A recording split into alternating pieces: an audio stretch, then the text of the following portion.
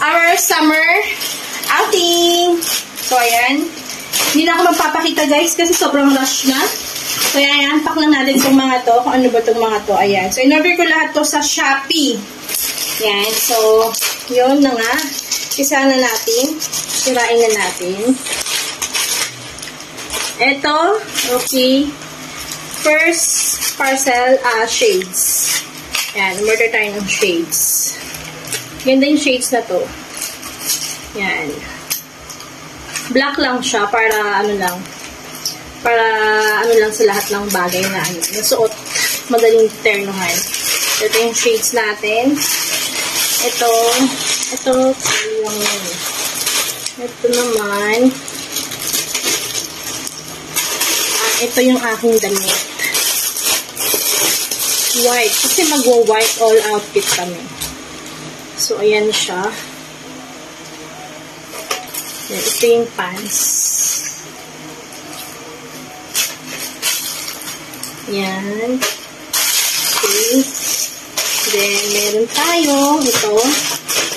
Yan.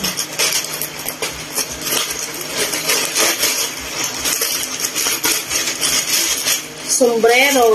Dumarami na ako sombrero. Iba kasi yung style nito. Yan. Tapos, ito.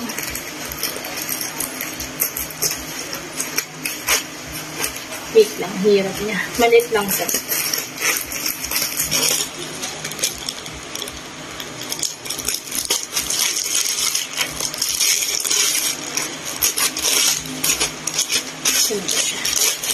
Ayan. So, ito ay pang-cover up. Ayan, pang-cover up kapag nakaswimsuit. Ayan, so meron tayong pang-cover up. Siyempre, para matago natin ang ating mga sumpa. Charis. Yan. So, ito ating slippers. Yan. Hindi na ako bili ng slippers talaga kasi inisip ko buhangin naman yun. So, mas maigi. Close na lang yung sapatos. So, itong Crocs na lang. Yan. Ayan siya. Cute. White color din. Then, ito.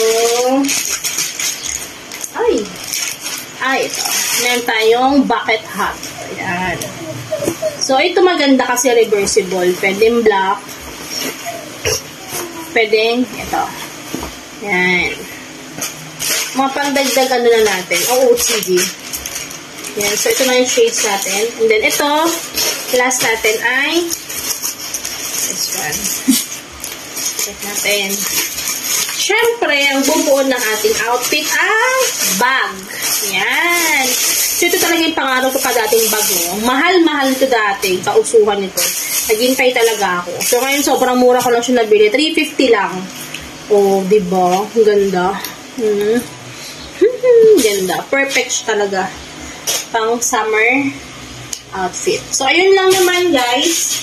Ito na tayo ng ating, OOTD. Ito yung pang-cover up. Yung swimsuit kasi meron naman na ako. Hindi na ako nag-order. Bucket hat. Yung damit. Then, ito yung shades. Yan. So, kompleto na tayo, guys. Yan. So, ready na tayo for our Sambales outing. Let's go! Yun lang, guys, ang ating unpacking. Thank you for watching. Kung hindi ka pa nakasubscribe, hit mo na yung button and subscribe on my YouTube channel. And thank you for your watching. Bye!